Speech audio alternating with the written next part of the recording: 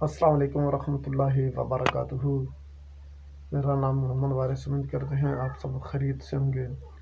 میری آج کی ویڈیو نیلا کو سفید کرنے کے حوالے سے ہے، جو بالکل مختصر ہوگا انشاءاللہ۔ جو شنگرف کا میں نے نسخہ دیا تھا وہ بھی بالکل آسان تھا، مختصر تھا۔ اس کے جو فوائد ہیں، اس کے جو افادیت ہے، وہ کس کس چیز پہ کام کرتے ہیں، انشاءاللہ میں اگلی ویڈیو کے ساتھ بتاؤں گا۔ اور اس ویڈیو کو مختصر کرتے ہوئے میں اس کو بتاتا ہوں۔ آپ نے نیلا تھوتھا لینا ہے 7 تولہ، اس کو آپ نے صاف کر لینا ہے پہلے۔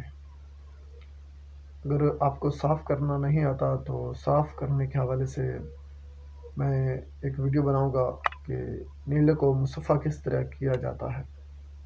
تو آپ نے اس کو صاف کر لینا ہے، اس کو کھرل کرنا۔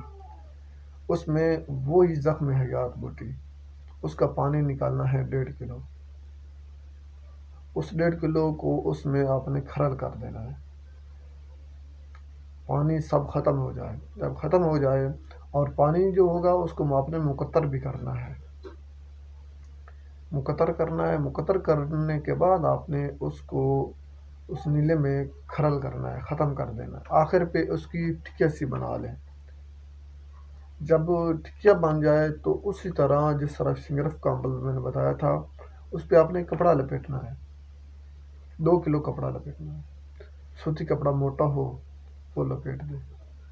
ایک الگ کمرے میں اس کو آپ نے لپیٹ کر اس کے اوپر آپ نے انگارہ رکھنا ہے۔